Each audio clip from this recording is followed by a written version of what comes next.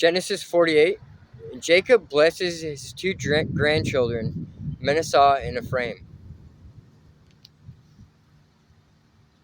Now, I want you to realize he also blesses the 12 tribes of Israel during this.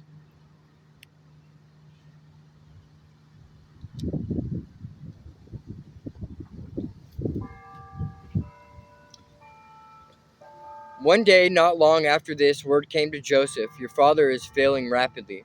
So Joseph went to visit his father, and he took with him his two sons, Manasseh and Ephraim. When Joseph arrived, Jacob was told, "Your son Joseph has come to see you." So Jacob gathered his strength and sat up in his bed. Jacob said to Joseph, "God Almighty appeared to me at Luz in the land of Canaan and blessed me. He said to me, 'I will make you fruitful, and I will multiply your descendants.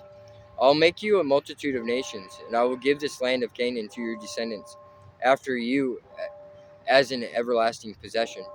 Now I am claiming as my own sons these two boys of yours, Ephraim and Manasseh, who were born here in the land of Egypt before I arrived.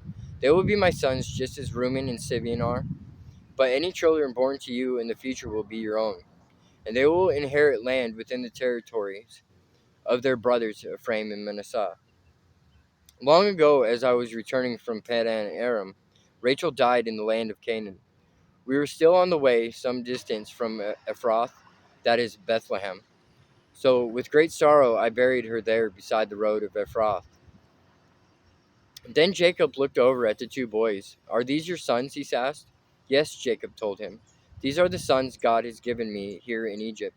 And Jacob said, "Bring them closer to me so I can bless them." Jacob was half blind because of his age and could hardly see. So Joseph brought the boys close to him, and Jacob kissed and embraced them.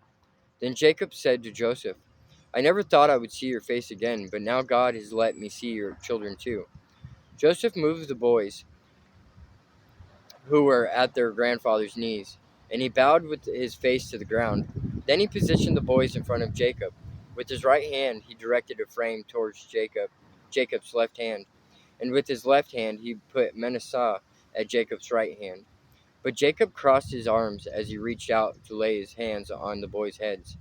He put his right hand on the head of Ephraim, though he was the younger boy, and his left hand on the head of Manasseh, though he was the firstborn. Then he blessed Joseph and said, "May the God before whom my grandfather Abraham and my father Isaac walked, the God who has been my shepherd all my life to this very day, the angel who has redeemed me from all harm, may he bless these boys. May they preserve my name and the names of Abraham and Isaac, and may their descendants multiply greatly throughout the earth." But Joseph was upset when he saw that his father placed his right hand on Ephraim's head. So Joseph lifted it to move it from Ephraim's head to Manasseh's head. "No, my father," he said. "This one is the firstborn. Put your right hand on his head." But his father refused. "I know, my son. I know," he replied. "Manasseh will also become a great people, but his younger brother will become even greater, and his descendants will become a multitude of nations." So Jacob blessed the boys that day with this blessing. "The people of Israel will use your names when they give a blessing. They will say, 'May God make you as prosperous as Ephraim and Manasseh.'" In this way, Jacob put Ephraim ahead of Manasseh. Then Jacob said to Joseph, "Look, I am about to die, but God will be with you and will take you back to Canaan. Then the land of your ancestors and beyond what I have given your brothers, I am giving you an extra portion of the land that I took from the Amorites with my sword and bow."